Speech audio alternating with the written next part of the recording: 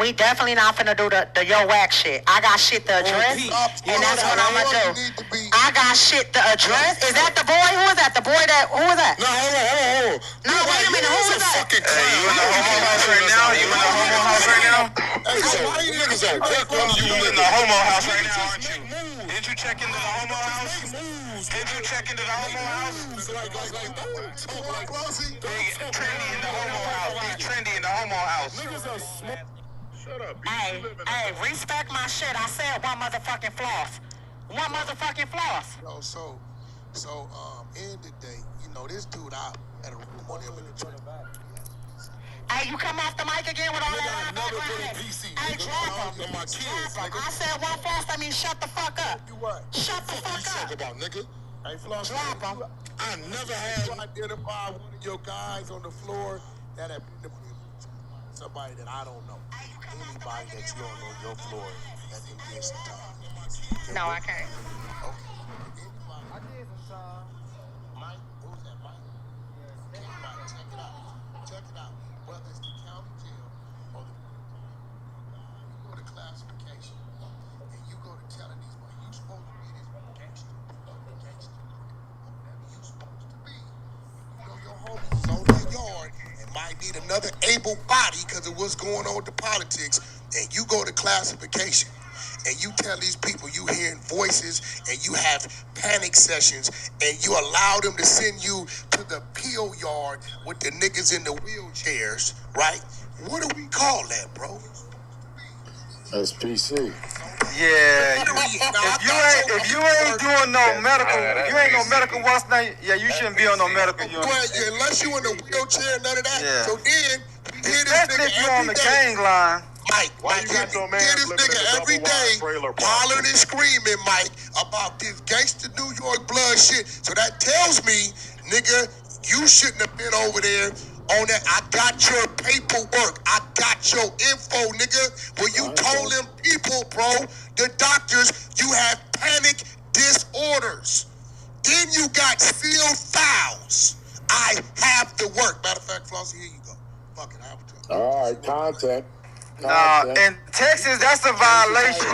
If you in the gang, that's a violation, homie. Hey, You gotta screw check all in that. on Why the you got your yard. man's living in a trailer park? Why? Why you got him in a trailer park? We ain't gonna jump subject. Hey, hold on. We ain't finna do that on Millie. Hey, where Millie at? Hey, man, shut up. We ain't finna do that on Millie.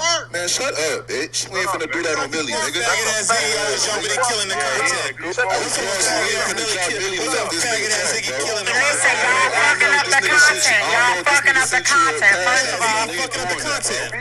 Y'all ain't sending no cash app either if we speaking of cash apps and shit. I'm just saying, though. Like, let's wake it up. If we speaking of cash apps, y'all ain't sending no cash apps either. So let's wake this shit up because it's at the time. Hey, check this out. Always, what you saying? But listen, you're not gonna fuck up my content. You're not gonna fuck up my content, though. Straight the fuck up. Yeah, cut y'all. Fuck this nigga. That's why your daughter love New York niggas. Wait, what did he say? We had a whole block party on who? Y'all don't Your got daughter love New York Y'all niggas. had a Shut whole up. party on her, nigga. Did he You say know we what you had a did. whole block party on? Yeah, what up, y'all? It's your boy Bush. We about to get into this topic in a minute. I'm just getting some shit together. Y'all check this out while I get this stuff together, though. When these niggas was running around with fucked up pictures of her. And you know what? You broke weak ass niggas. You the when only she had one, her Flossie? birthday party. Yeah.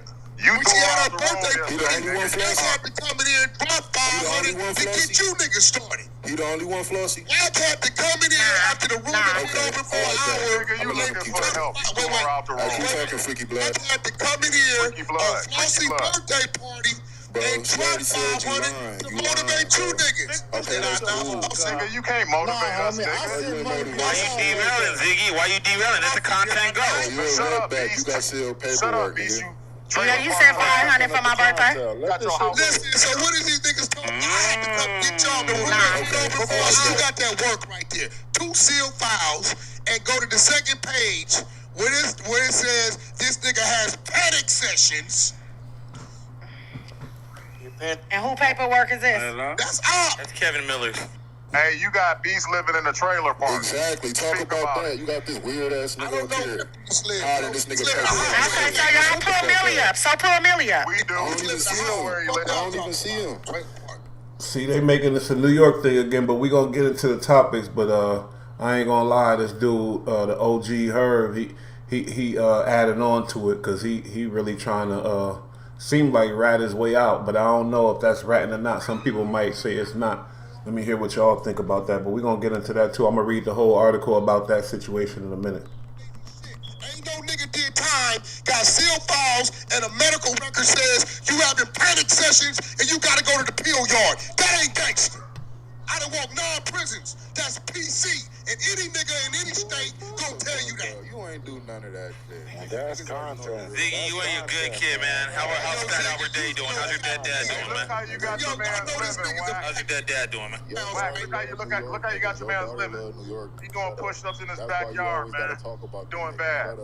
Now we know Hey, yo, the real reason. I don't know, like, do y'all think Wack is on Clubhouse to take the care real of me? reason you hate New York, nigga. This ain't Love, no beast. fucking- He your pond. He your pond. He your But I grandson. hate New York. Stand by NYC. Why be so where Wack said he hate New York?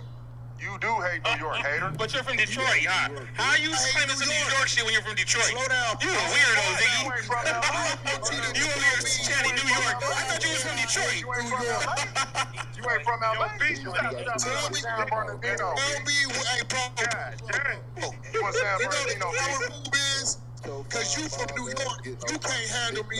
So you say Wack said he hate Man, New York. anybody can handle you without a bean. Shut up. In New York, but he from Detroit, Wack. He from Detroit. Man doing pull-ups in my Who is PCR. that? Look at his backyard. Is that nigga even from New York? No, they're not. Both of them are. None of them I'm are. from Detroit. None of them are. Shut up. Nigga, stop talking New York politics. Nigga doing you push-ups ain't in even his from New backyard. He York. doing Yeah, they're not pull-ups. even from New York claiming some weirdo shit like this. This is that shit. Hey, Fonzie, they're derailing your content. Like I said, we're gonna get into this situation in a minute with the with that dude 6ix9ine and the dude that's trying to rat to get his way out. We'll talk about that. I'm gonna read the article, but this is all about that New York shit, Wack versus New York. This falls into that narrative, so y'all listen to this before we get into it. As long as you can respect that, you hear what you hear, I need you to get room and indigo over here. Okay, because I need that. Answer that question. Yeah. It's a different type of ball game without a bean, huh, Wack?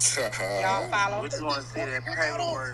Nigga, you It ain't even listen. Stuttering. It ain't even. I don't hate you, but I Stop gotta be. stuttering, you little human. Fuck up, nigga. Nobody He give a over there fuck. mad. He's from Detroit talking about he mad. He over there mad because his dad's dead. I can't help the fact your dad's dead, Ziggy. Your dad died because he's fat. I can't help that. You're a rapist, beast. You're a rapist. Shut up. Wack fuck with trannies and rapists, nigga.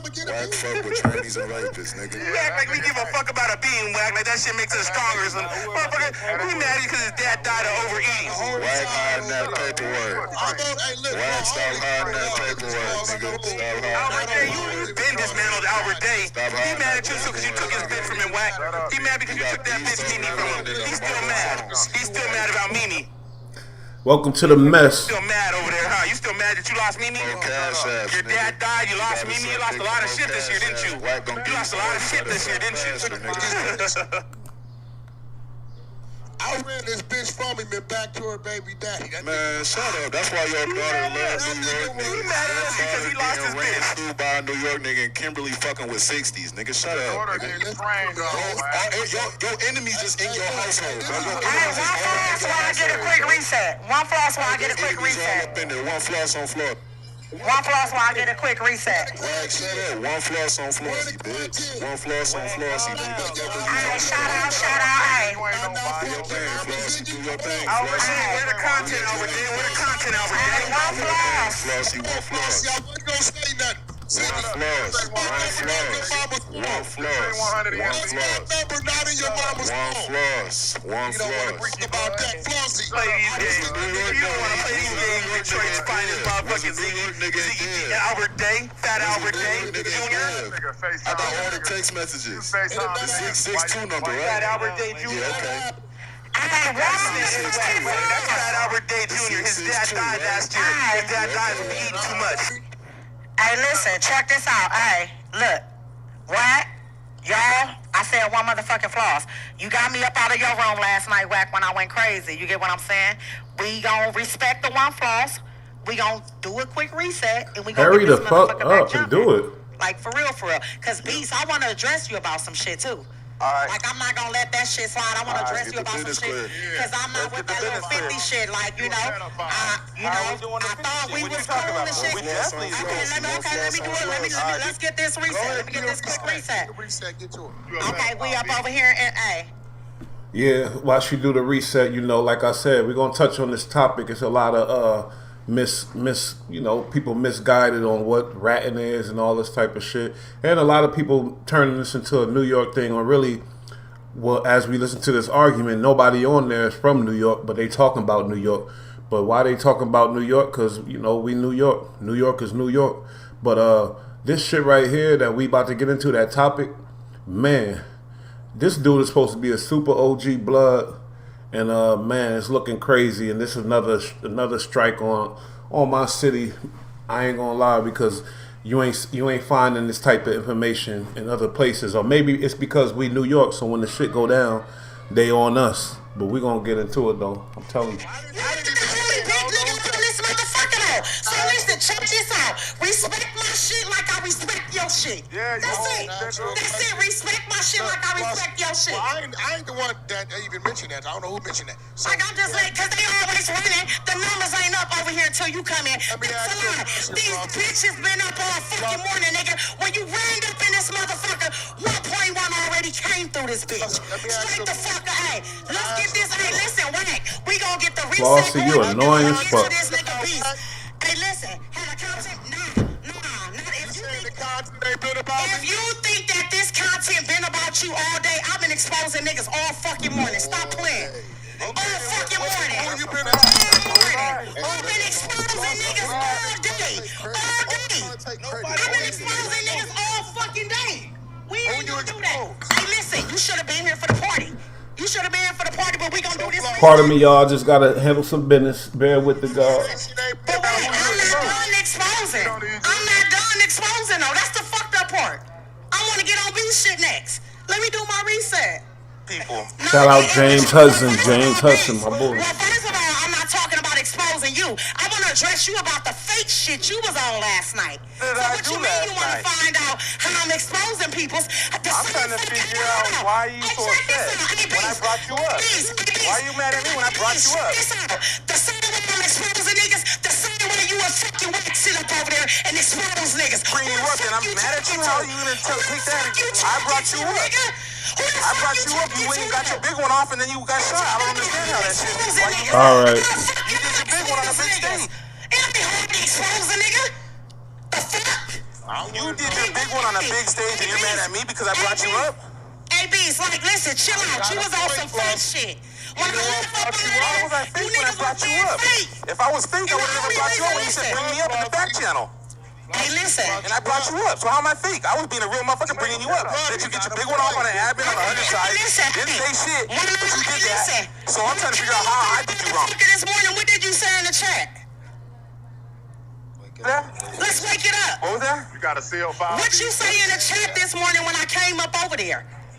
What did I say? I don't even remember what I said. That's what I'm saying. I'm not tucking no motherfucking tail, nigga. Y'all do that shit. Tell me what I said. I'm asking you what I said. Flossie, you found. You been on some you been on some demon shit. I been saying, yeah, that's what I'm saying.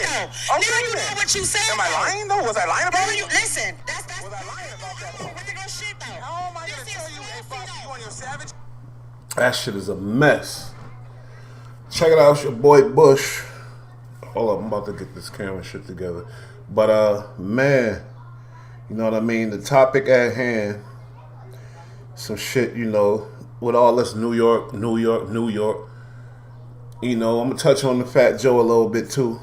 But the topic, a gang member accused of kidnapping 6ix9ine says his sentence should be reduced due to the rapper's involvement in criminal activity.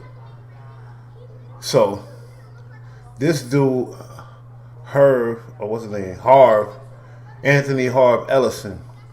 He, a convicted member of the notorious 9 Trey Gangsta Bloods, is seeking a sentence reduction in connection with the high-profile kidnapping of rapper Tekashi 6ix9ine, whose real name is Daniel Hernandez. How much time did this boy get? Ellison, who was found guilty of a RICO conspiracy, kidnapping, and aid of racketeering, and using a firearm during a relation to a crime of violence in October 29th is currently serving a 24-year sentence.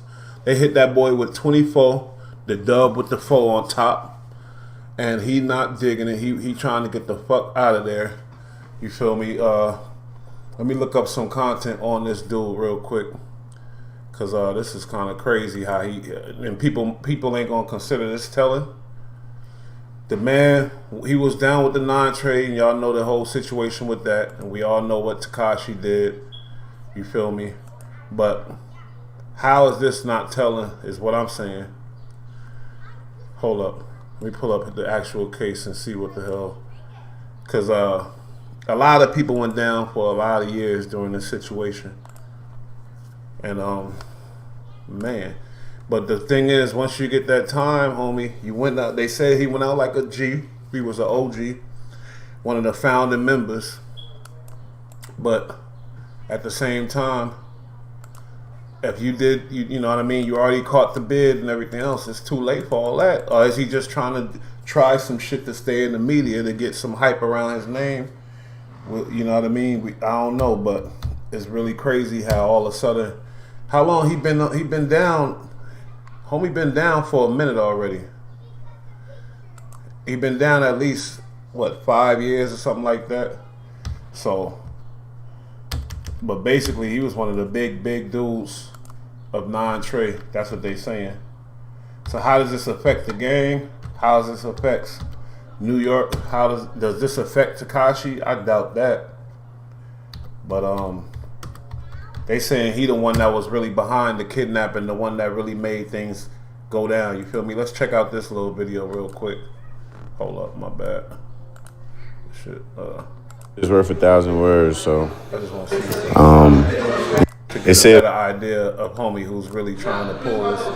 You know. Yeah, it was good, y'all. So they say a picture is worth 1,000 words, so.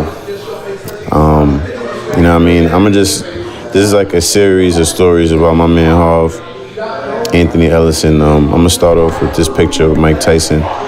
Even though this story is about the last time I saw Harv, I just wanted to use this. It sounded like he in prison. Who was that? Is that Boxing Bar talking? Hold on, let me rewind this. I'm not an angel. Anthony Harv Ellison, episode 1. Yeah, it was good, y'all. So they say a picture is worth 1,000 words, so.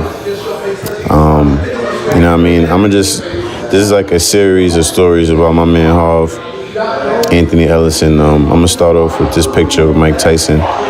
Even though this story is about the last time I saw Harv, I just wanted to use this picture of Mike Tyson because this is like one of the main people in pop culture that I feel like probably could even, you know what I mean, that I would compare to H, because, you know, they always want to help people, always want to have a positive impact on the community and shit like that. You know, definitely gentle, loving people, but, you know, could also be super ferocious.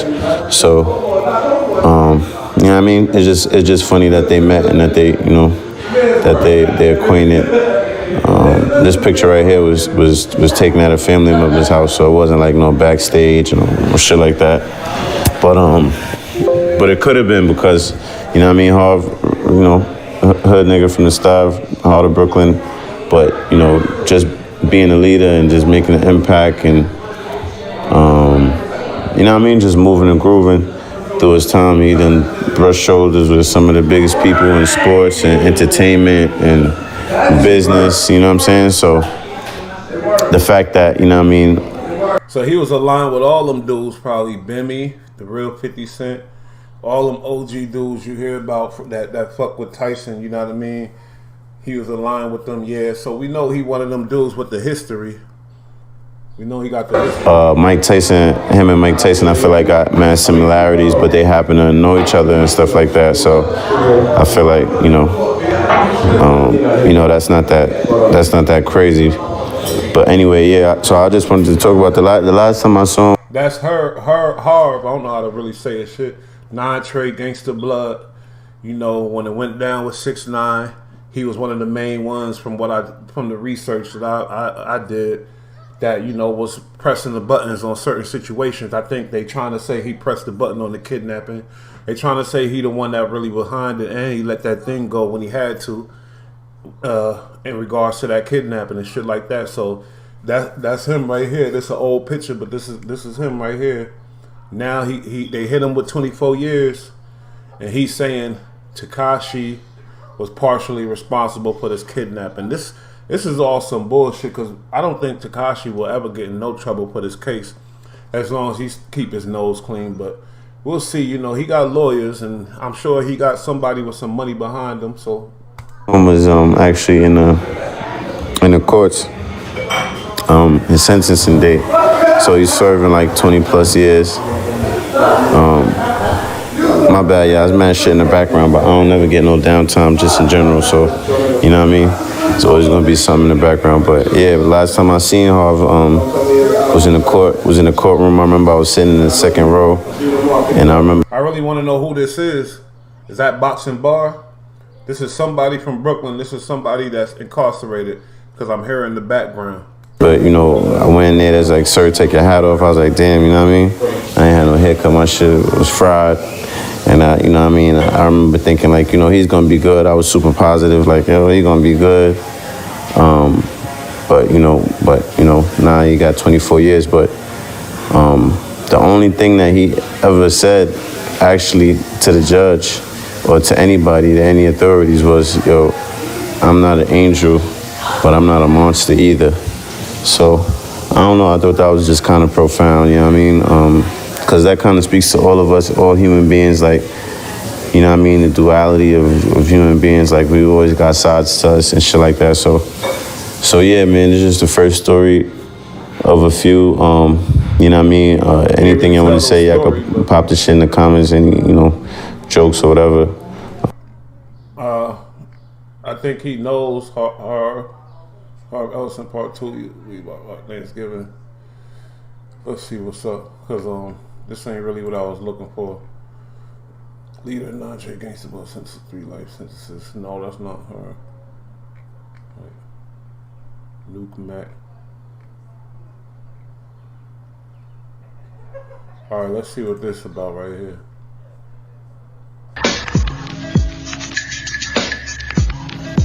What's good, y'all? Welcome to another edition of Call Outs TV. This is your boy Ja. Happy Friday to everyone out there, man. I hope y'all have a safe weekend out there. I got some important information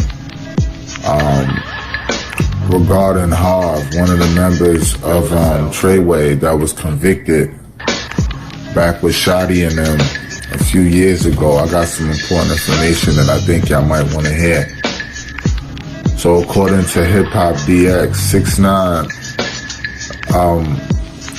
according to Hip Hop DX, 6ix9ine agreed to be the federal government star witness in the 2018 racketeering case against non-trade Gangsta BLOOD, Kafano, Shotty, Jordan, and Anthony Ellison, aka Harv, in exchange for a lighter sentence.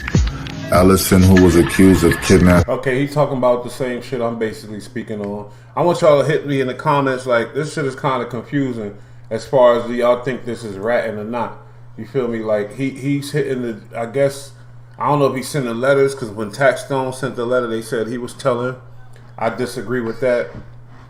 But to be convicted, that's like you got convicted of a shooting, and then you want to, you already in jail, already doing your bid, and you turn around and want to implicate why you shot him, to say, I shot him, he deserved it, type of shit. Because I don't know if he's trying to say that that Tekashi planned the kidnapping with him, or he just responsible for the kidnapping because of the way he was moving in them streets. You feel me? Either way, that shit ain't gonna fly. But my question is this some ratting shit or not? What y'all feel, man? Is this like, this can't be like official? You know what I mean? A nigga, when we know gang members, like, you know, because I lived in Cali and New York, so the gang members I know, you feel me? They and everything, like, yo. I like that.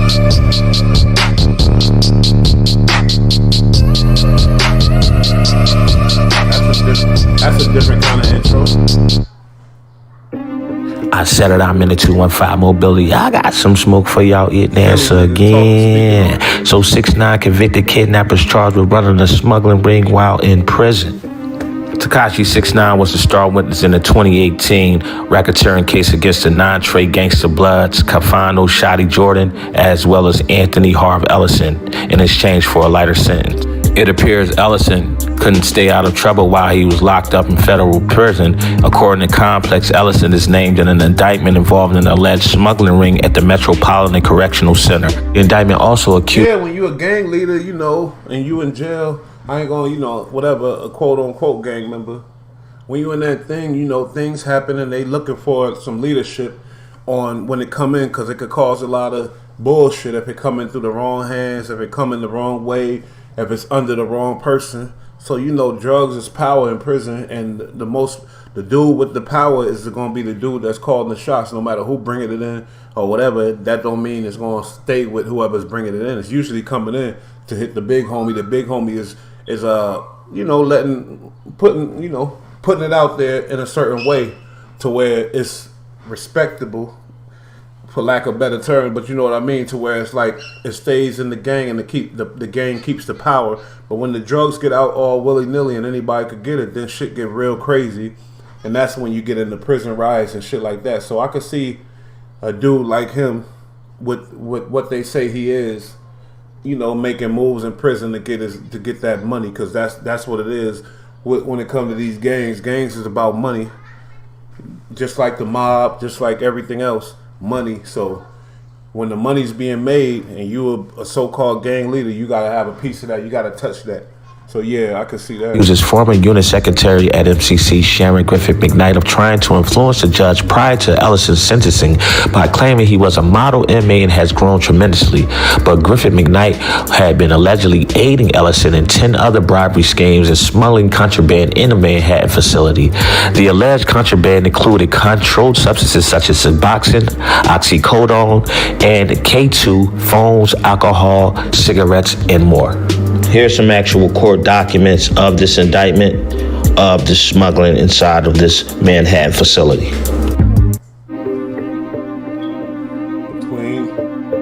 In about April 2020 and about November 2020, Griffith McKnight sought to influence a U.S. district judge for a Southern District of New York to impose a less serious punishment upon defendants. Oh, he doing all kind of shit. He trying to get up out of there. He doing everything.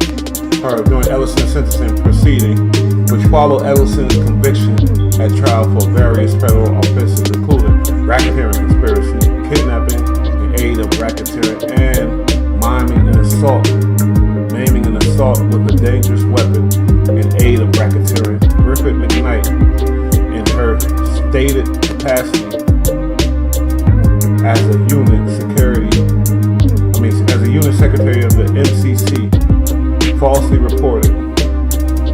I hope y'all read that shit. I was too slow, but MCC falsely reported the court in connection with Ellison's sentencing proceeding that Ellison had proven himself to be a model inmate, even though at the time Griffith was smuggling to Ellison contraband and therefore knew that Ellison was not in fact a model inmate.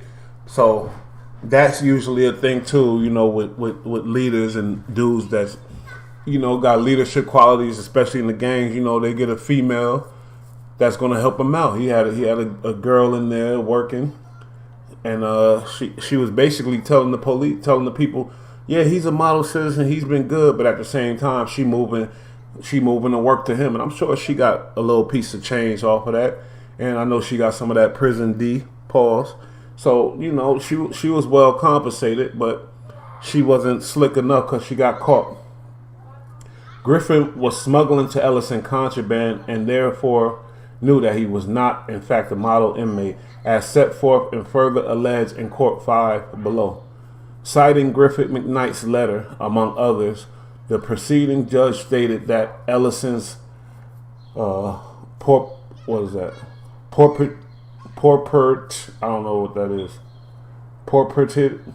good behavior or whatever, portrayed good, that is not portrayed, but I think they mean like that, good behavior in prison was impressive, and that unless this is some sort of Grisham novel, and people are all, what did I say? I can't see it. People are all corrupt and making all this up. Ellison, it seems to me. Oh boy, he got caught. So Harv wasn't one of them. He wasn't, you know. I feel like he know he been in a lot of trouble. He doing this whole 24, but he can't see it. He in there moving. Like I said, sometimes you're forced to move. You're forced to do certain things if you a person, a leadership person in this type of situation. So yeah, and he got caught, man. That's bad because once they got you down, he gonna fuck around and end up in a super duper max. Clearly, Harv is what he say he is, and that's a gangster. It's one of the few cases where I ever saw someone indicted on RICO charges go to federal prison and then get indicted again for running a smuggling ring. Y'all tell me how y'all feel about this. This right here get people sent to ADX, Supermax prisons. What I just say? What the fuck did I just say? I said he's on his way to a Supermax. Now, maybe that's why this new information is coming out to where he feel like he got a shot at fighting that first RICO case because he throwing 6ix9ine name in there, whatever. I don't know. I think his lawyers probably told him some shit. And you know, in these situations, when you in that jail doing that time, you got all the time in the world. And one thing they try to do is stretch out whatever case or whatever they want to stretch it out, throw some shit in the game to where basically stalling game. It's a stalling game. When you in there, it's a stalling game. He got another RICO, so now he's trying to stall out that second RICO or that second indictment. It's probably another RICO. I don't know what it is, but he's trying to stall out that second indictment with this new controversy about the 6ix9ine situation. You know, he's trying to basically what does he think could happen? I don't know. What do you think? 6ix9ine is going to go back to court on this, or like they're going to figure out how to convict 6ix9ine for this kidnapping? Hell no. If 6ix9ine, I don't know what he's trying to say. He's trying to say 6ix9ine plotted this shit. If he did plot this shit, he damn sure ain't gonna say nothing. You know that. He ain't gonna say he did. He not dumb, and he don't want to go to prison. 6ix9ine don't want to go back to prison for nothing. You know that. He ratted everybody out. He been out for 5 years. He been out chilling. So he been out of trouble. He know how to stay the fuck out of prison. And he got his ass beat in Florida, and he bounced out of the United States. This nigga might not even come back to U.S. So I think this all a stalling tactic. This dude is stalling it out. Y'all tell me how y'all feel in the comments. Like and subscribe. Mobility. Thank you for watching the video. Hit the like, comment, subscribe, and all that. You hear me? That's a long ass outro. Stalling tactic. It happens all the time. You know, the man is in some real trouble. He thought that 24 years or something. He's indicted for smuggling drugs. He got an officer involved. This nigga is facing some real time now. Fuck that 20 years. They might fuck around and try to double it up. Now Shotty,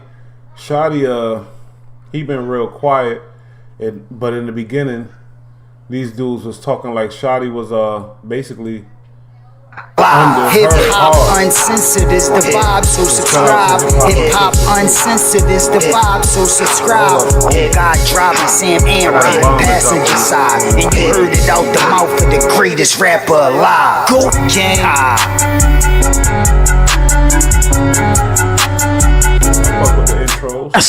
Yes, sir. Let's get to the story. I'm wasting no time here on Hip Hop News Uncensored. All right, you see the man on the screen. If you don't know who it is, this is Tekashi 6ix9ine's former manager, Shotty. If Shotty getting any type of trouble in the can, did he fall out with the big homies? Like, do they blame him for all this shit? somebody got to be to blame. Usually with in these situations, they're not going to blame the rat. They're going to look at who brought the rat there, who brought the rat in the circle, who's really responsible for this shit. Because a gang can't say the rat is responsible. A little kid, little Mexican boy who ratted out the gang. I really feel like they looking at this dude Shotty as, like he responsible for this big Rico. And I don't think Harv is fucking with Shotty. I doubt Harv is fucking with Shotty. So when that drug money came in, I know Harv was lit on the yard. He had the broad smuggling it in. When you got that type of plug, the money that you make is ridiculous. Now, did Harv make some good money? I'm sure he did. Did he send it to certain people to where it won't trace back to him? I hope he did. And does he have that money helping him probably with a new lawyer and all that type of shit? Yeah, maybe. They probably told him, nah, no appeal, but let's try this, let's try that. And he ran with it. But sometimes them lawyers will tell you anything to make you spend that money. And they know ain't no hope, but they just going to tell you and make you feel like there's some hope. But I don't think, let's look at this. This is old, but if Shotty got some smoke in the can, that means niggas ain't really jacking him no more, maybe. And maybe the whole 9-Trade Gangsta Blood set blame him for the fuck shit. He had 6ix9ine really feeling like he banging. And he is down on his luck, man. We got some bad news for Shotty, for fans of Shotty and whatnot today. And here is what's going down, man. It appears that Shotty is down on his luck in prison now. In a financial affidavit filled in support of requests for the appointment of counsel for Shotty or Stefano Jordan, right? He pretty much writes and says and claims that he has only $1,200 in cash on hand, and that includes all of his money in his savings and checking accounts. Now, also, Shotty confirms that he has not received any income from businesses, self-employment, or anything within the past. You know what that kind of tells me? Because Harv was lit. Harv was getting money around this time. Harv, I don't think he was caught on this indictment yet or whatever else. So that tells me they kicked Shotty out the whip, man. That's just how I feel. Like, why is he, or is this just he's saying this to get help from the outside world? Or he's saying this to send a message to 6ix9ine on some sucker shit? I have no idea, but it seemed like the boy got kicked out the whip though, man. I ain't gonna, let's see. Past 12 months. He also lists that of August 2021 as the month and end year of his last employment. Now, the petitioner case, pretty much with Shotty is that they're saying that he desperately needs legal help right now because he's not able to afford his lawyer anymore. Now, Shotty stated in the documents that he had been held in isolation under pandemic restrictions, and because of that, he's unable to have the proper research and do the proper research in order for him to do a successful appeal. Now, we all know that, what happened with this, pretty much Tekashi 6ix9ine ratted on the whole crew after they offered protection, and he made up rumors that Shotty slept with his girl, but Shotty obviously denied those rumors, and 6ix9ine's baby mother, Miss Melina, she actually denied. Yeah, that shit we all know. But let's just analyze the situation, that's all. Now, Harv was getting money around this time. This was like a year ago when Shotty was going through those trials and tribulations. Harv was getting money. So I'm really trying to figure out, is Shotty still like one of them ones or is what's going on? We ain't never heard nothing about Nuke yet. They say he was the big, we'll see. Hold up, let me see this real quick. What's good, y'all? What's the Numbers TV? It's your boy Paul Rowe. Make sure you subscribe to the channel if you're not subscribed already, and like a video if you appreciate the content that Paul Rowe and What's the Numbers I provided. Today we back with another profile piece. This one is on Nuke, real name Aljamir Mack. In this video we're going to take a look at some of the relationships that Nuke has with different rappers in New York City. We will also look at his well-known gang affiliations to the 9-Trade Bloods and documented power struggle with other members over the years for control of the set. Lastly, we will look at the case that currently has him behind bars where at trial the famous rapper Tekashi 6ix9ine would take the stand implicating his co-defendant in a bunch of crimes. Aljamir Nuke Mack is from Brooklyn, New York, and a longtime member of the Non-Trey Bloods. He is a well-known name and face in New York City as he has been around numerous rappers and their entourages for years. Some of the rappers are Cameron, Jim Jones, French Montana, Troy Ave, and Tekashi 6ix9ine. Also throughout the years, Nuke would build his reputation up in the streets and would start to want more for himself in regard to his gang. For years there will be rumors of some type of beef between Nuke and Mel Murder, the godfather of the Non-Trey Bloods on the streets of New York City.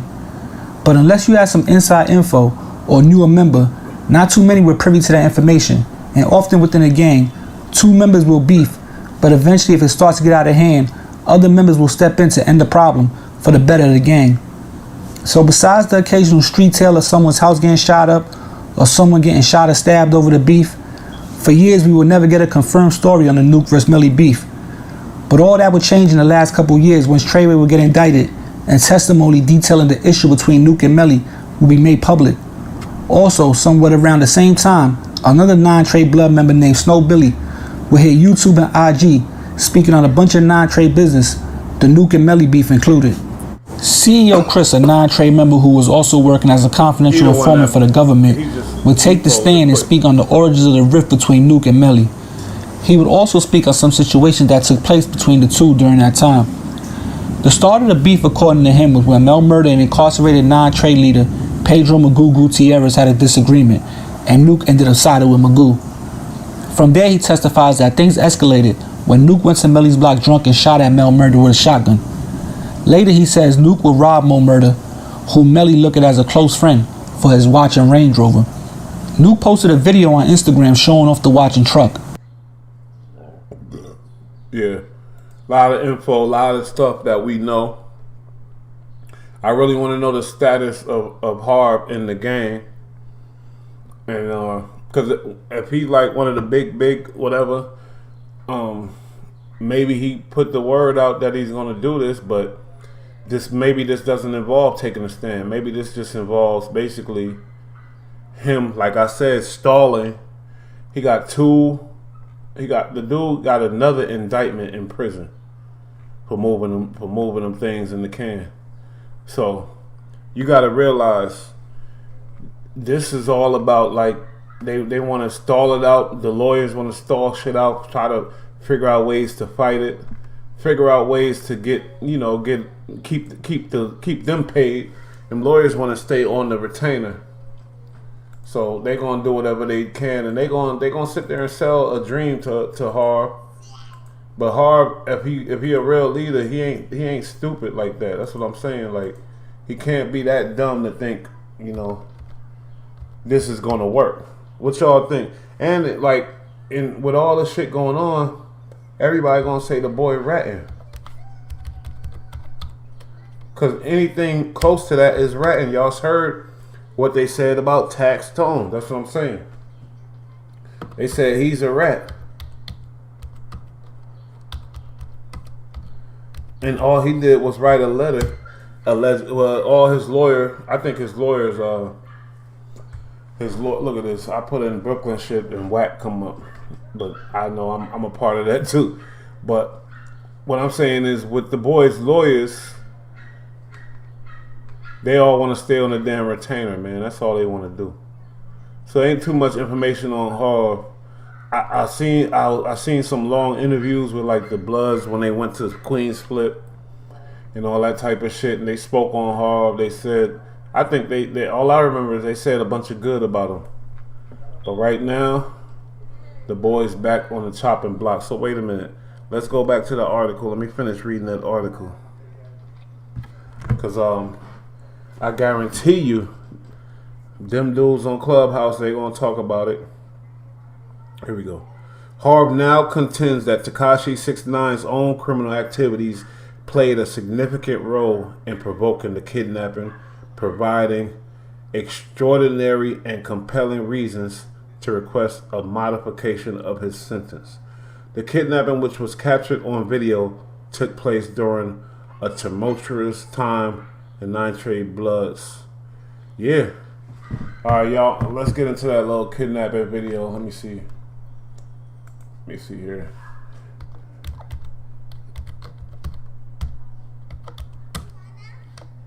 Cause y'all seen him getting his ass beat on camera. Now let's see him get kidnapped on camera. And it's funny how all this shit was actually recorded. That shit is ill. Alright, here we go. It's Brooklyn streets, late night. Roll with your boy Bush, man. I appreciate everybody here. I know it's only a couple people. Check this out. It's the kidnapping Tekashi situation. Oh, and you know who was recording? The cab driver. The cab driver ratted out everybody.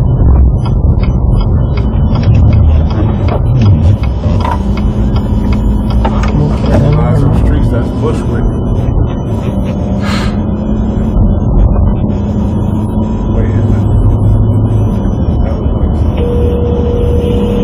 That was like Atlantic Avenue or something.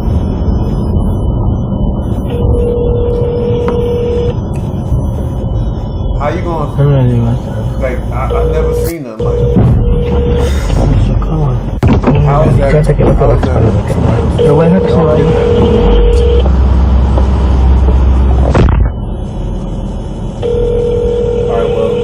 I don't think it actually went down yet, but it's about to. Hello. You have reason. Tekashi in the back of the cab.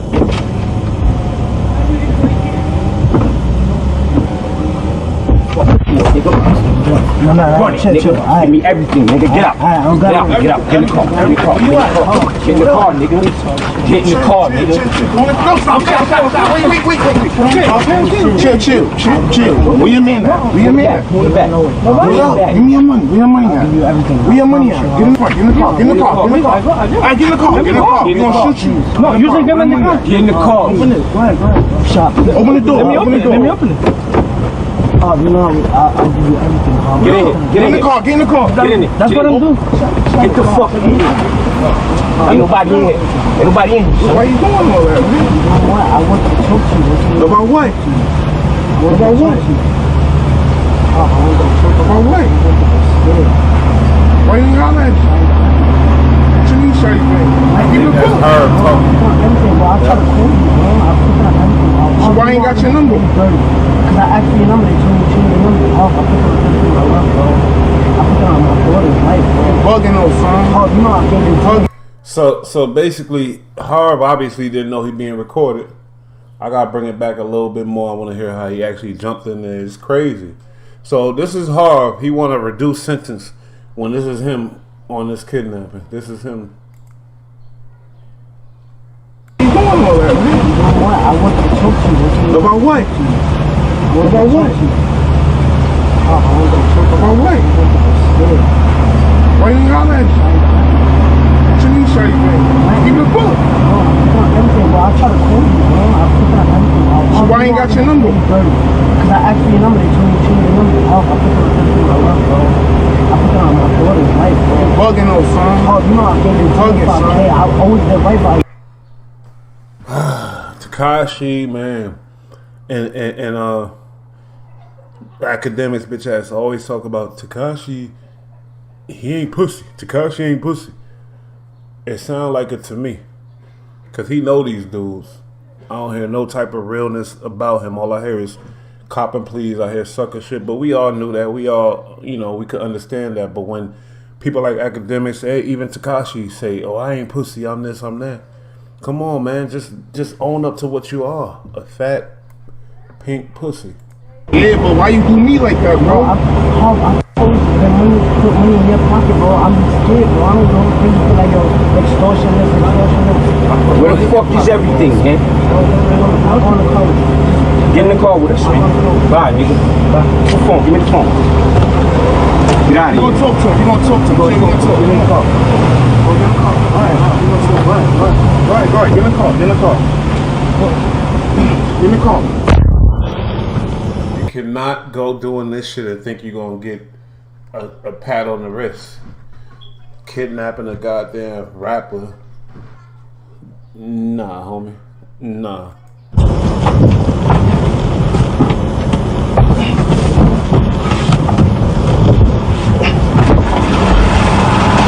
Wait.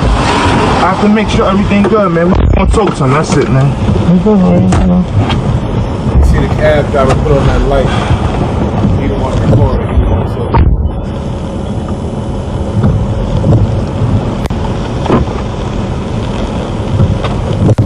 El sistema OnStar no está activado.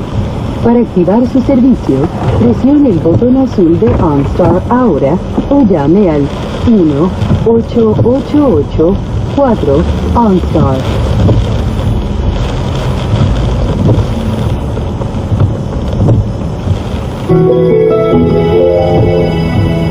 Conectando con OnStar. So now they took him, put him in that car. Esta llamada puede ser registrada para control de calidad. And I think the cab driver, he called the police right now as he watching them.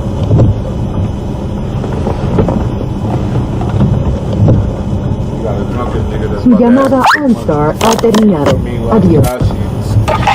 Shitting himself. That's them, they just hit that left. The cab driver about to fall and they gone. They trying to leave that nigga. Conectando con OnStar. Esta llamada puede ser registrada para control de calidad.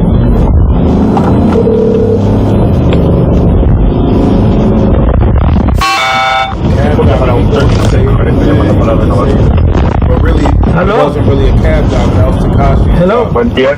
Necesito que llame a la policía. Acaban de secuestrar a mi hermano. Por favor. Ok, señor, estaré contactando al 911. ¿Su nombre? Rivera Jorge.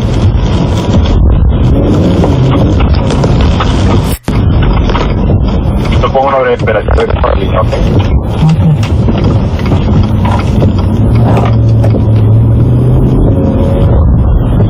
Sometimes that ego causes you to just crash out. Fuck that nigga. Oh, he in the car with the cat. I don't give a fuck. Get him out of there. He do. We could get. I don't give a fuck. I'm taking. It's going down now. He was mad about some bread. Why you ain't holler at me? Why you ain't call me?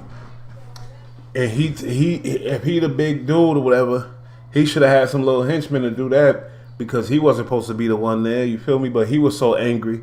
The shit affected him personally. It fucked with his ego personally. And he there. That shit is messy as fuck. That shit ain't official. But and that's why he got that dub. He got that 24. You feel me? Not 21, 24. I'm trying to block this blast shit out. They're gonna strike this video anyway. But whatever.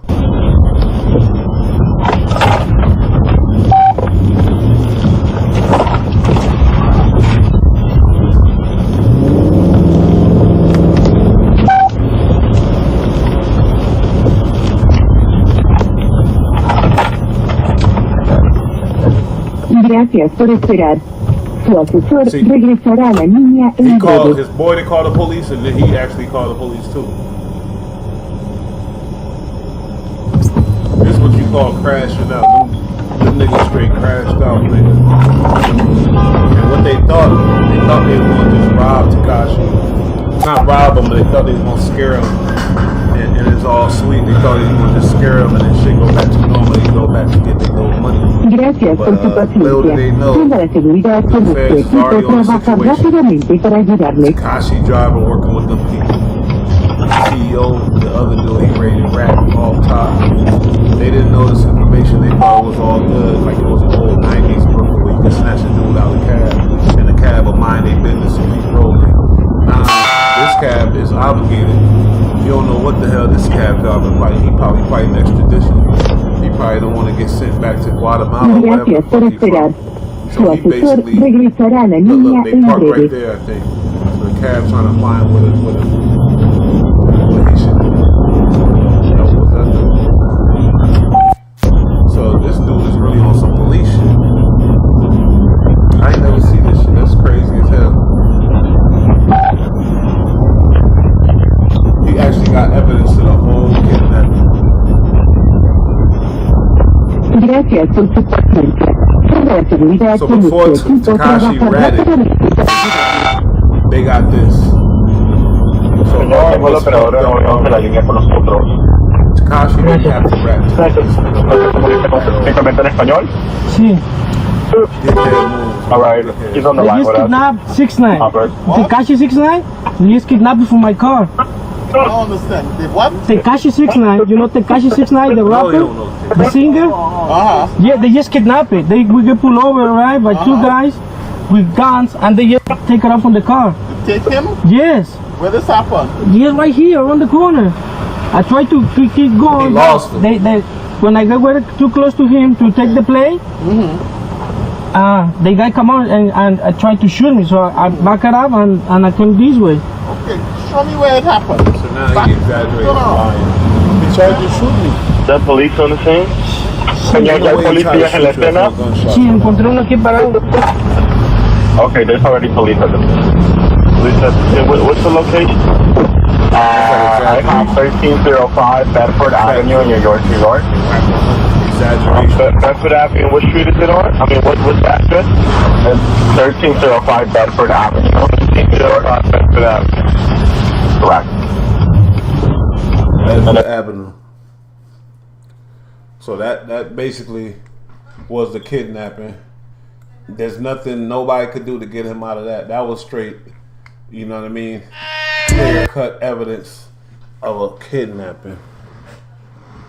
There's no way you could say Tekashi nothing. So what I'm looking at here is a stalling case. These niggas trying to stall it out. Harv got some plans, and he really not trying to he not trying to stay in prison. Or he yeah, it was good, y'all. So yeah, it was good, y'all. So this is the second installment story about my man Harv, Anthony Ellison, and this one is titled "You'll Be Home by Thanksgiving." Part of my voice, I know I got a cold and everything, and just in general, yeah, I mean, I don't be doing mad YouTube videos and announcing and none of that shit, so I just got like regular nigga voice.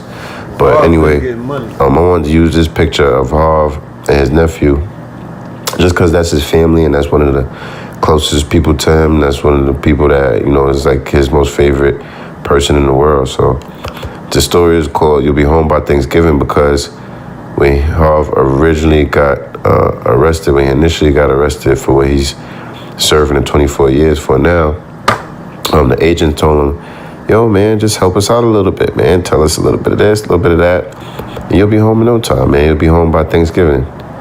And, you know, of course, H ain't go for that, but, you know, he was living a life. He had shit to lose.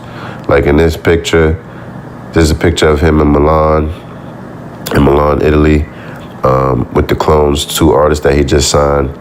They just came from a fashion show, and I think after that they went to go link some producers. This right here is some BTS footage in Manhattan for a song called Crooks, the Clone. See, that's sad because the man was about his business. He had some artists. He was trying to do it legit. Then he did some totally stupid shit. Crashed out. That's a definition of a crash out. You kidnapping a dude out of a cab. You know, all these cabs be working with the police, man. So he should have known that off top. What you thought you was going to kidnap the dude out the cab and the cab driver just going to drive and pick up the next passenger and just mind his business? Nah, homie. First of all, that wasn't a regular cab driver. That was 6ix9ine's driver. So you think he going to let you pull up and take his bread and butter out the car and just roll with it? No, it don't roll like that. So that was just a dumb crash dummy move. He should have stayed with his artist, kept it cool, you know, and basically destroyed 6ix9ine credibility from the, you know, on the DL type shit. But it didn't matter because that indictment was coming. But I tell you one thing, that kidnapping and that footage did not help the indictment at all. That shit put the stamp on it. Tekashi did not have to rat to get, they was going to lock Harv up for a long time regardless because they got everything on camera. They got what he said. He pulled up, he hopped in the car, motherfucker, blah, blah, blah. Why you ain't holler at me? Why you ain't get at me? Tekashi 6ix9ine stated that he was scared. He said he was scared. That all get played in the court and the jury hears that. The jury say, oh, he said he was scared right now. They hear that shit. So I think Harv was doomed regardless without Tekashi 6ix9ine's testimony, and that's just one case. You feel me? But not like the other one where Tekashi sent sent the boy to shoot at whoever over some Chief Keef shit. That was straight some old foo-foo shit. But homeboy was a crash dummy too. Whoever did that dumb shit, I forgot his name. But this situation, man, I just call it stalling because Harv, I think he know damn well he ain't got no action with this fight, saying that he kidnapped Tekashi 6ix9ine because of Tekashi 6ix9ine. That's weird as fuck. I ain't gonna. The Seiko Billy song that Harv put together, like some DJ Khaled type vibes. So, you know, my boy was working, he was traveling, he was living. So, you know, but when they told him, when I heard that they said he'll be home by Thanksgiving, I knew that wasn't gonna fly with him, you know. And the irony is, the next year actually, cause he wasn't home by Thanksgiving, but he put an event together right here. You can say it says Ellison believes people need to take more ownership of their streets, community, and to pay special attention to our youth. So he founded company Power Forward NYC, and then he was able to organize and orchestrate a coat drive in Brooklyn, even from prison. When you're a certain type of dude, money flowing, Tekashi making a lot of money. And in the beginning, you were seeing some of the little change. You know, you probably sanctioned Tekashi, gave him the stamp, told the homies, be cool, he our money, kept everybody off him, all them little niggas off of Tekashi, kept them loving Tekashi. You did some work, I know you did.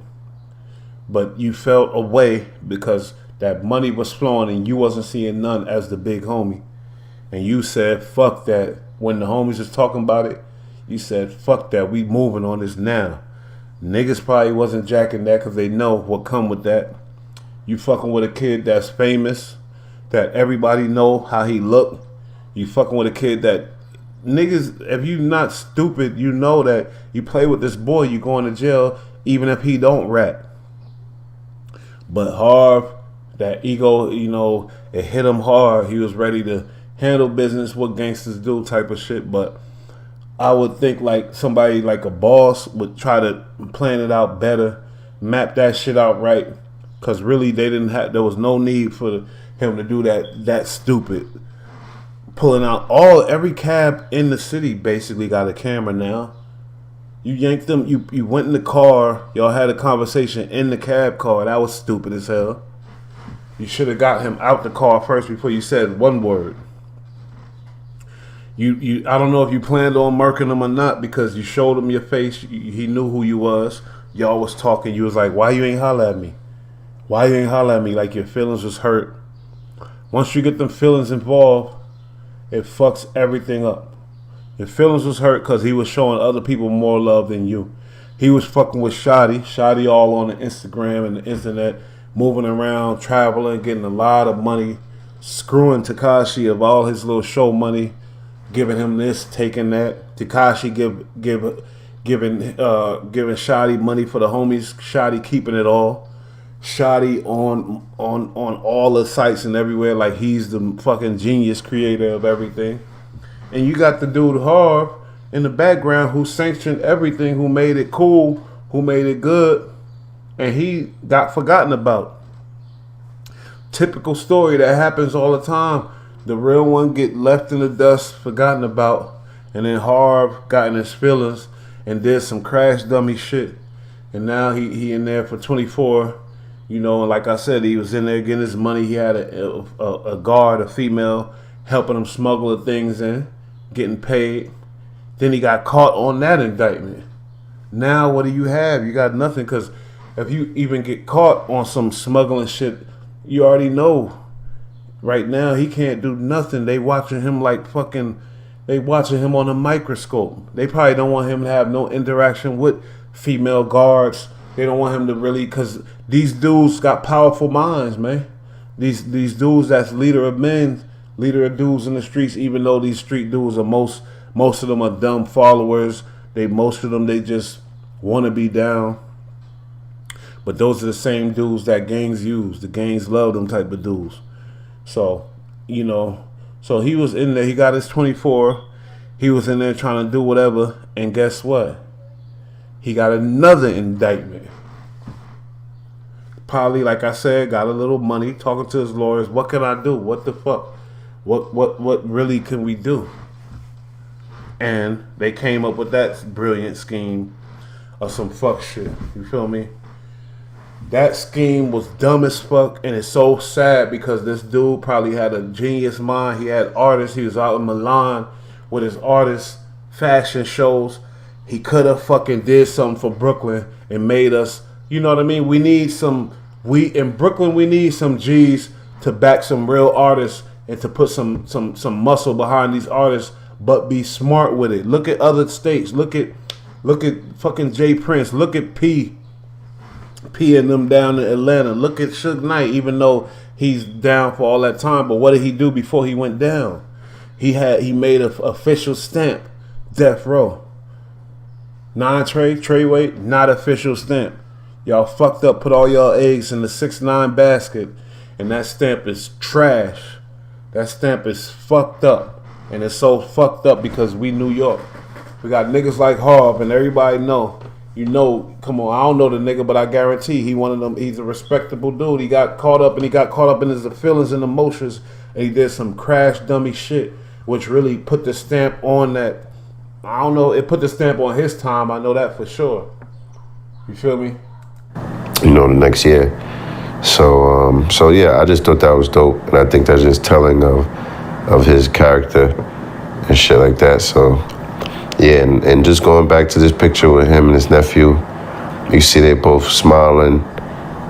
His nephew's playing with his toy, got his toy in his hand. Harv got his toy in his hand. I definitely respect, Harv's homie for, trying to put out some information and really, basically humanize Harv. Because all these dudes are human. Victims of circumstances, people that made mistakes.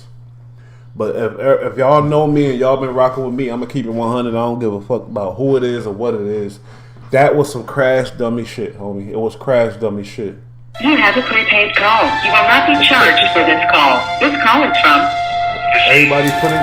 Shout out to y'all. An inmate at a federal prison. This call was being recorded and is subject to monitoring. Chillin' with crooks, chillin' with robbers, chillin' with sticks. Please don't stick, stealing the bricks. You pull up the sticks. Yep, this Harv artist. My niggas might rob you. I don't feel get in the car. Feel like a charger. I can't run on the jokes. I got that look about me. Shit, I done did it. Just might write a book about me. Niggas on super. Nigga there's some smut on his name that they trying to put on. But what's fucked up is they don't sound bad. And what's really fucked up is Harv found him some artists. He could have really took them to the top instead of trying to really find a shortcut, or because I just feel like he got in his feelings over some money, man. He got in his feelings over some money. Let's see what these niggas say. Go Billy Tekashi.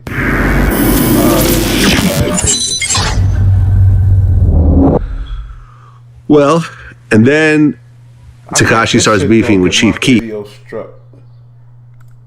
Okay. And there's a video around June of 2018 where Tekashi offers $20,000 to Kuda B to go shoot at Chief Keef. Yeah. So that was crash dummy shit. But I really wanted to.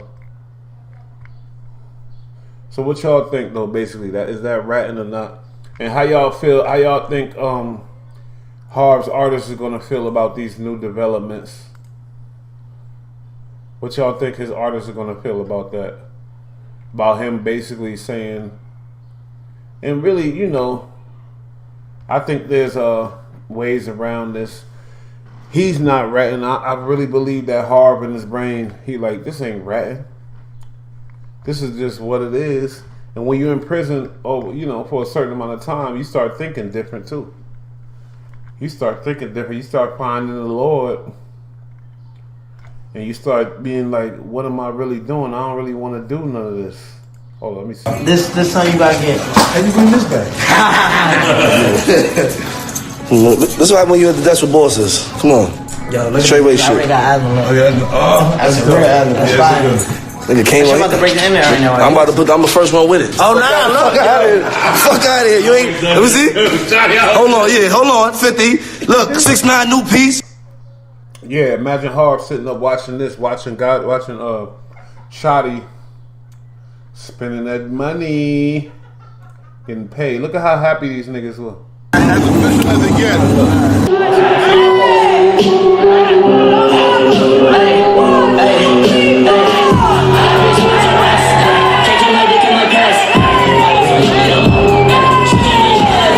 I have to go like this because beat, you know, it's like. Shotty was like this. That's a wolf, bro. That shit look like a whole wolf. That ass. That's a whole wolf, bro. You want that money? Gangsta, that's a whole wolf.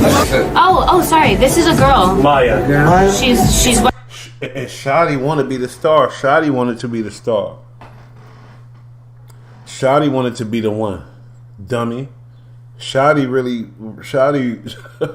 man, if he would have played the background, kept it real with the game, just played low, there was ways to be successful and to really make this shit pop and to really have, Brooklyn could have had really something like the Treyway stamp could have been something, creating real artists.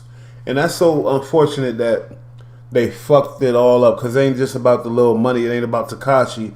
It's about like New York having a stamp and showing that we could handle business and be business minded and still keep an image of, you know, not gangster image, but an image of like, don't play with us. Because that's what I was saying about like Rap a Lot with Jay Prince, Death Row, you know, P and them down in Atlanta. You know, you got you could go to all the towns and you got some real official ones holding it down in the background, staying positive, sending a positive message, even if they went through the bullshit, even if they, you know, had the little criminal activities back in the day, but built a stamp. Y'all had a stamp. Treyway, there's not even a logo that we can remember of Treyway. They didn't even create a real logo, iconic logo. They didn't do nothing.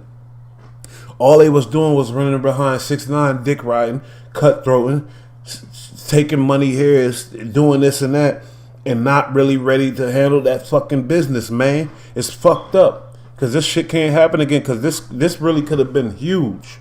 Not like, you know, in New York we got these politics and all these little stupid. This could have made a real official East Coast stamp, Treyway, with gang behind it, with everything. It could have been so fucking profitable for other artists, but these dickheads, just like the Harv situation with the kidnapping, Shotty running around taking the show money, doing dumb shit. It just went to hell because these dickheads wasn't ready to handle business. They should have hired somebody that was ready to handle business. You feel me? Shotty was a real wolf. He just pushed everyone out the way, including, he pushed everyone out the way, including 6ix9ine. He wanted to be the one. Shout out to Executive Sessions 420. And good looking for you for the feedback and all that. He wanted to be the one. When you come to this channel, we're going to speak real. We're going to analyze. Ain't no politics. I don't know none of these niggas. I don't give a fuck about none of these niggas. They run up on me. It is what it is, whatever else. But what I'm saying is, Shotty is a big fucking part of this problem. And Shotty is the reason why Harv crashed out. You know, you sitting at home. You supposed to be the big homie. You just sanctioned all this shit. You sitting at home. You can't get in touch with nobody. You see these niggas on the goddamn, in Turks and Caicos and on the islands and this and that, balling out of control. And you wondering, damn, why niggas ain't hit me yet? Yeah. When you affiliate yourself under a gang, there's rules and regulations. It should be like, it's logical. It's common sense, homie. Take care of the homies. That's all. Just take care of them. Now, Tekashi claimed that he has been. He said he was throwing the homies money and Shotty was taking all the fucking money. And as I watched this and I watched on Shotty, I'm kind of believing that, man. I'm kind of believing that because they said Shotty was a thief. Shotty was a stick-up kid. He's a grimy Brooklyn thief. You know, we got a lot of those out here. Well fed right here. Yeah, mine's beautiful. We brought it Look at because how of the shoddy went there. Look at how shoddy went. What's up, man? Freestyle, man. Nigga, you colder than this fucking below zero fucking water we in, nigga. Treyway shit, man. Major fucking shrinking. Majors. Kick the bars, bro. Yeah, I know what type of nigga Shotty is, man. Unfortunately, I know a lot of niggas like this nigga, man. He was hype. He was happy. Of course he was happy. You seeing good money. You travel in places you never been.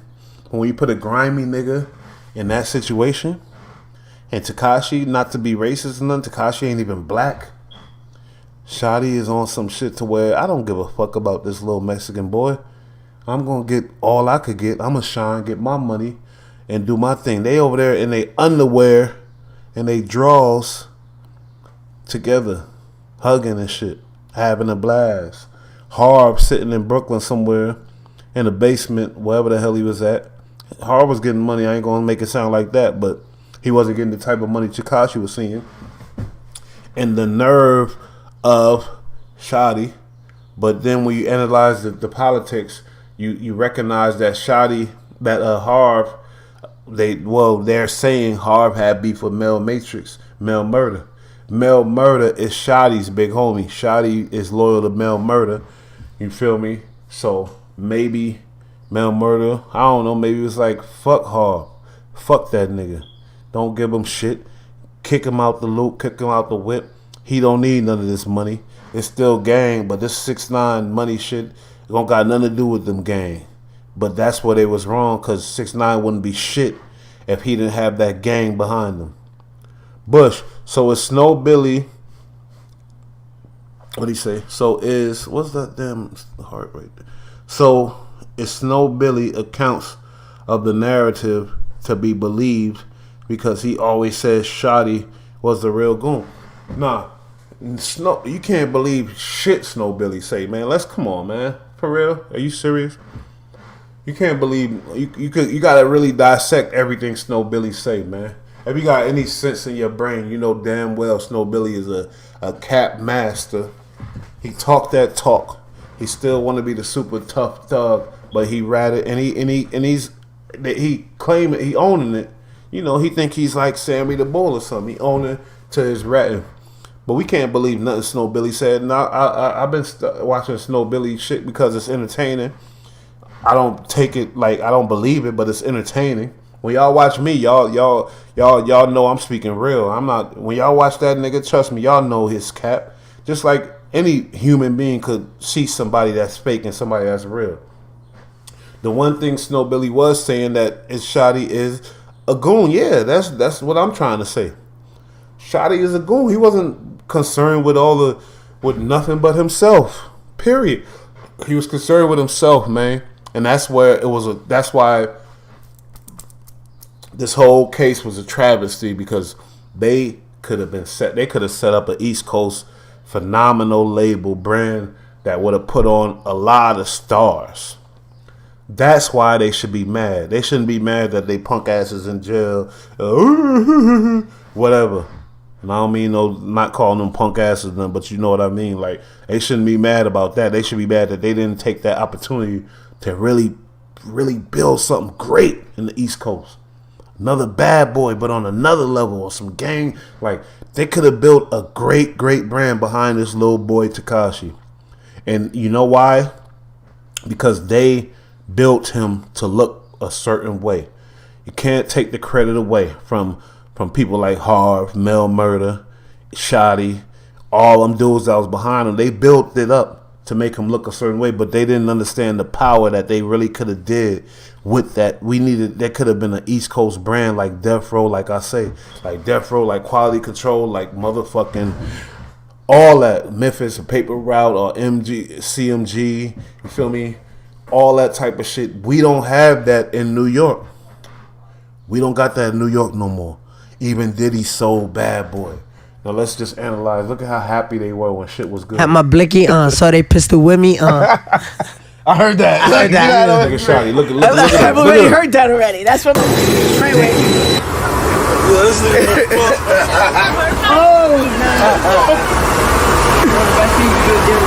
That whole time, them dudes should have been molding another star. That whole time they should have been molding a star, and they could have been. That's the travesty we talking about here. I don't want to see what's going on. When you see Shotty get serious, Yeah, what he said? When you see Shotty He said, we good? we good, right? When you see Shotty get serious,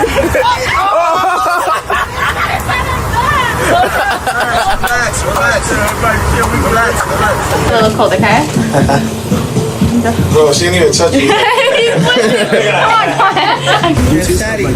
What's up, baby? my homie stand like you and all that. Look, like this.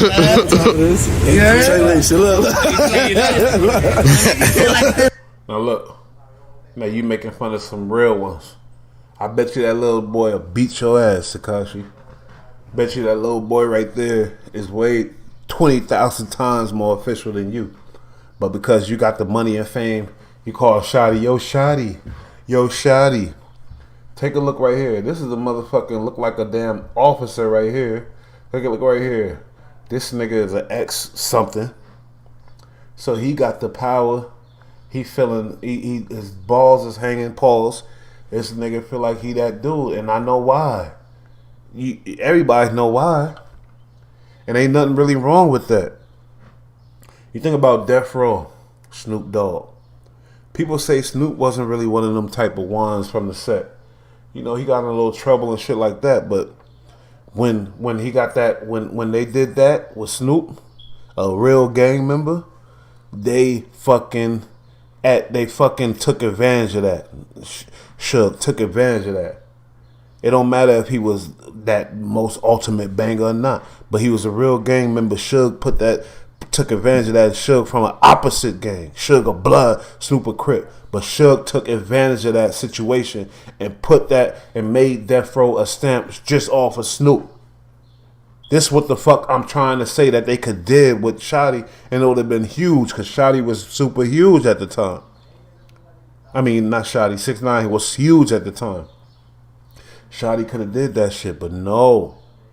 Niggas be all in their brain, all concerned about themselves. And I know that's a young nigga thing because it took me a minute to get a little older and wiser. But guess what? That's why we got this shit here. We sit down, we analyze situations, and hopefully next time we'll have a better outcome.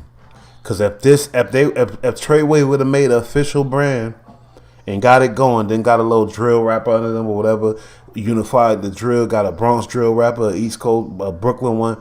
Look, this whole situation right now, there'll be less deaths in New York. I guarantee you, as far as this gang killings and all that, because we would have had an official stint. Treyway would have been like a fucking thing, like Death Row, but they fucked up automatically by naming it Treyway. Because I was stupid. Because now you can't sign, if you get a Crip superstar, you can't sign him. So that just show you they were already doomed from the beginning. Doomed. Harv is in there. He sanctioned this shit. If he would have told them boys, no, he ain't, that 6ix9ine ain't official, I don't even think they would have listened. It would have been a civil war, and niggas would have been killing each other, and they would have been 9-Trey this and 9-Trey that versus 9-Trey this. And that's what would have happened. So I feel like, you know, he seen the money coming in. He had to sanction it, but he thought that the homies was going to keep it legit, keep it real, and bring him back some money every once in a while. And they said, fuck him. But these are new sets. These are new gangs. These ain't gangs like in Cali from the 70s and 60s. This is new shit. These dudes don't really love each other like that, like them real gangs. This is new shit. Give it some years, give it some couple decades, then you'll see. But I'm just so upset that they had that power to turn Treyway into a next Death Row, East Coast Death Row. Switch that name up. Couldn't have been Treyway, but they definitely had the potential to be huge and make the next big star. You feel me? Not to be racist, a black kid, a couple black stars, get some money. But no, look at how happy they is. Shotty think about the wrong shit. You know what? They might as well allow it, right? Everybody gets steroids. That shit is crazy. That should kill you though. What steroids do? Like you stronger, work harder, run faster. Grimy one. He got a big forehead. He grimy. Niggas with big foreheads are kind of grimy. Brooklyn niggas with big foreheads, you know. I got one too. I used to be grimy, but I'm old now. Faster reaction time. Yup, faster reaction time. Then you just crash. You mad aggressive. What do you say, Daddy? And it's Nicki Minaj's boyfriend. No, right here. Yo, listen, this Nicki Minaj. Listen, Yo, blood. Are you the side nigga? Hold You know up. what? Are you the side nigga? You know what? Or is he the side? He's the side nigga. He's the side nigga. That's my whole wife. There's no more Treyway. Yo, Treyway's broken up, Nicki. I don't care about Treyway. I care about you, baby. That's how much I love you. Shout out to Nicki Minaj. Sit on my face so I can eat my way. That is legendary. But listen, Look at that. Donald Trump. Look at it. Yeah, it's just They a was trunk best and a friends. bunch. Wisdom. Wisdom. Third eye. Yo, honestly, now that I watch this, I think Tekashi was hurt. His feelings was hurt when he found out that Shotty crossed him. I really feel like these dudes were like real friends. And that's why you hear about Shotty reaching out to Tekashi. Shotty reaching out to Tekashi for some help. Shotty think he still can manipulate and do what he do. But sorry, Shotty. Tekashi got other people in his brain now, and you will never get back in. Pause. But once he get out that circle, it's a wrap. It's over. You feel me? But I really think that was a real friendship. They had a real bond, and maybe Tekashi wouldn't have did all that if Shotty knew how to really handle his artists. And like I said, if Shotty had another young rising star coming up and he was showing him some attention, then Tekashi would have fell back and tried to fight for that attention too. But it's hard when you got a mega star to start working on another star, but that's the business. That's why other artists, other people are great. That's why these people like P and Quality Control and coaching them, they're great. That's why people like Death Row, Suge was great. That's why people like, cause they don't focus. They found other stars. They found other stars and kept it going and kept the brand big. But this dickhead is so happy to be in his underwear with Tekashi 6ix9ine. We're best friends. I'm good forever. He thought he was good forever. He really thought he was good forever. Look at the joy. Look at him. When I saw Shotty out here in the Nickerson, the homie from L.A. Nickerson Gardens Projects Politic, and I knew he was a real wolf. They had game on it, to run his own area, like, and every nigga in the hood, like ghetto niggas know. You know another ghetto nigga that's just, grimy ass trying to, but when you get opportunities and that real money start coming in, you got to drop the griminess. You got to think business. Not drop the grimy, but think business with the grimy. Get another artist. Get some more shit going, nigga. Get it going. I'm so tight about this. I swear to God. I'm so tight. I really feel like they had potential. They would have had to change the name, not Treyway, but they had potential to be a big label.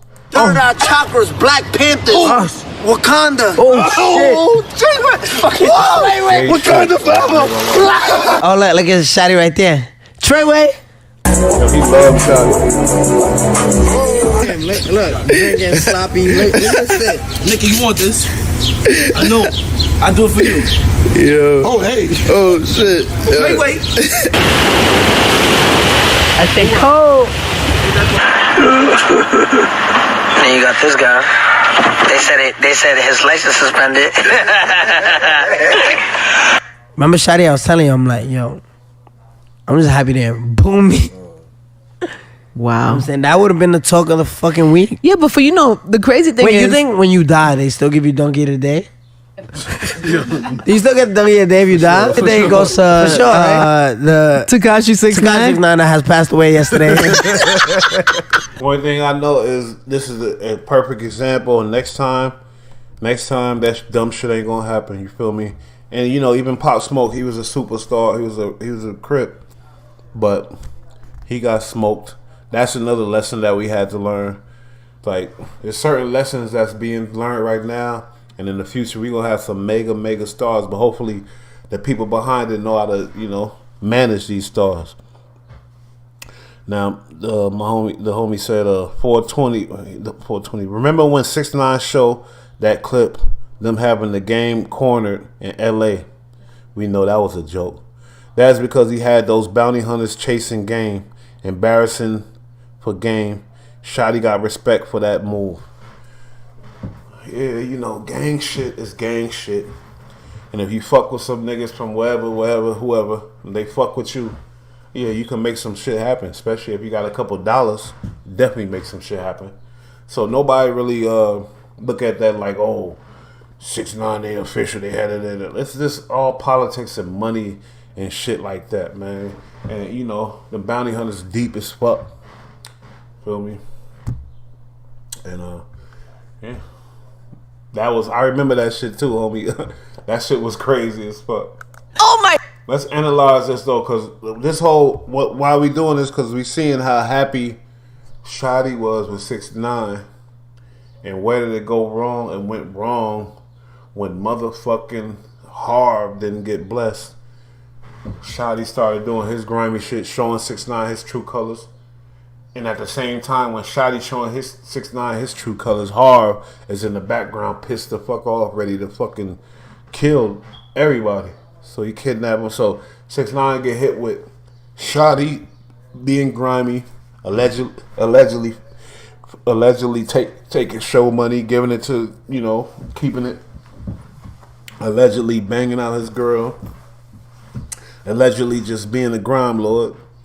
And then at the same time when that going through his brain, you got Harv pulling up on him, draping him up, and Rob trying to extort him, kidnapping him, and all that. So these are elements coming from all kind of different ways.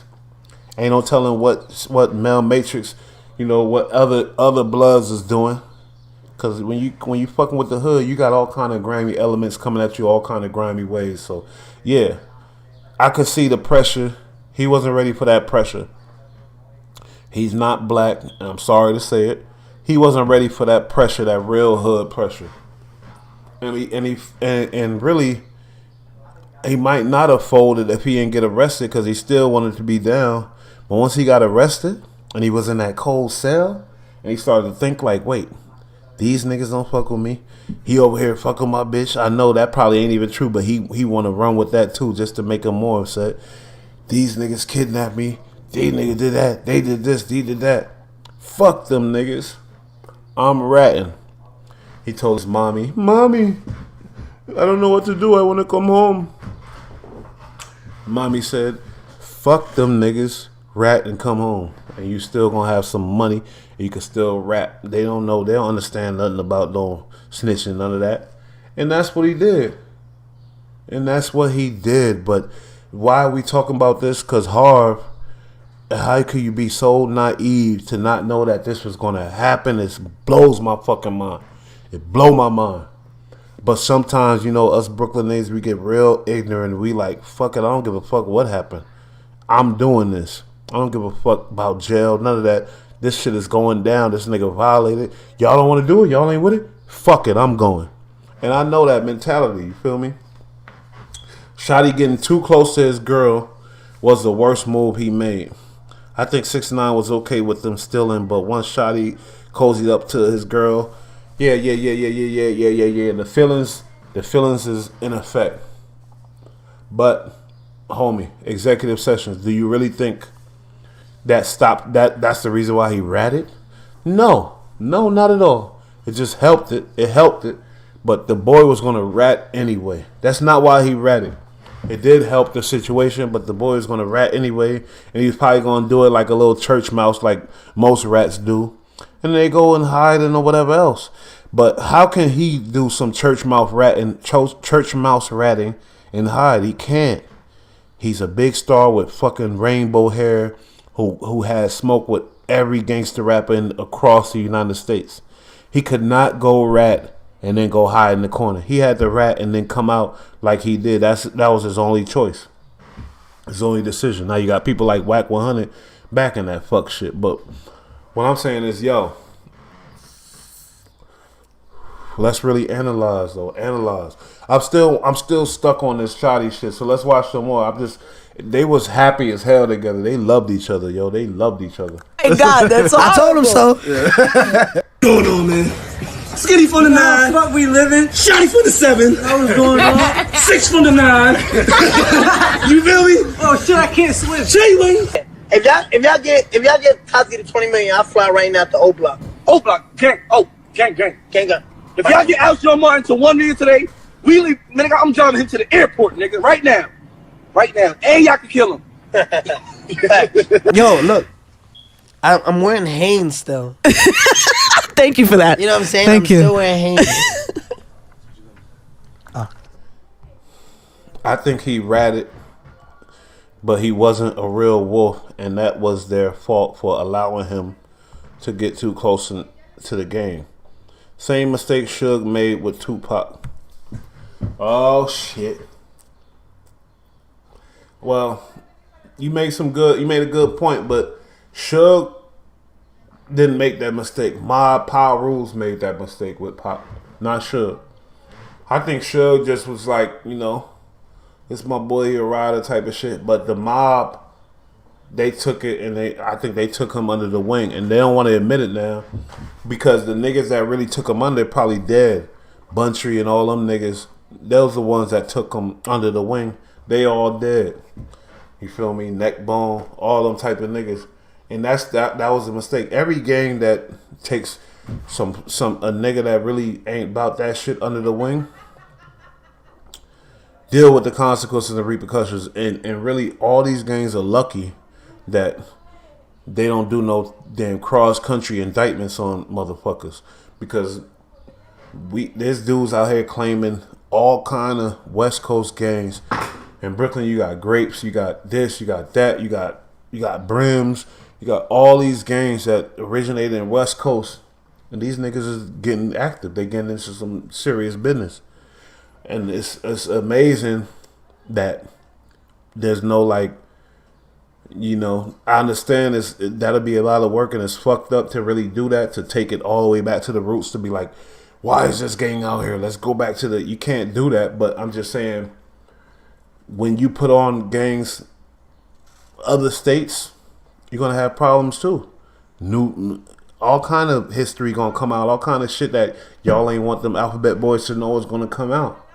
So I'm not sure if dudes that's coming from Cali and sanctioning these gangs are really putting these dudes on for the right reasons, or are they doing it because they setting up shop in the town, getting money, and they looking super lit because they out of Cali, they starting the whole gang, and really, man, be safe. You have to be safe with whoever you bring. It's like bringing somebody in your house. You don't bring no knucklehead in your house. That you don't bring no thief in your house. You don't bring no grimy nigga in your house. You feel me? And that's the same situation. You feel me? Suge was not a mob pyro, so you're correct on that, because Heron put Pac on and Suge couldn't control the real wolves. Yeah, unfortunately. And you got Mob James claiming he was one of them real wolves, but we know he wasn't. We know his brother was, and we know Heron was, Neckbone, all them niggas was. Mob James wasn't, and that's the reason why he's still alive. You feel me? He did 2 years in the can. You know, I don't want to sound like whatever, but y'all know what I'm saying. Like, we know Mob James wasn't one of them ones. If you agree, you know Mob wasn't one of them ones. So the niggas that's responsible for that Pac shit are all dead, and Pac is dead too. And the niggas that's responsible for killing him are dead too, except for Keefe D. And it is what it ain't, homie. But yeah, man. So I don't know what y'all think, but I had to touch on that topic. Yo, I don't know what y'all think about Harv. Somebody talk about it. Is this snitching or not? What y'all think, he got a chance or not? Holla at me. And I'm gonna be back next time. Mob James snitch on. Yeah. We know about that. And they still. That's why Gangsta Chronicles dropped his ass. And I used to love that. I used to watch that shit. You know what I mean? I'm a Brooklyn boy, but I was raised in Cali too, and I did time in Cali and Jamestown. I was just affiliated. I wasn't affiliated, but I was friends with a lot of gangs from different areas. You know what I mean? And I fuck with real niggas. Real niggas fuck with me.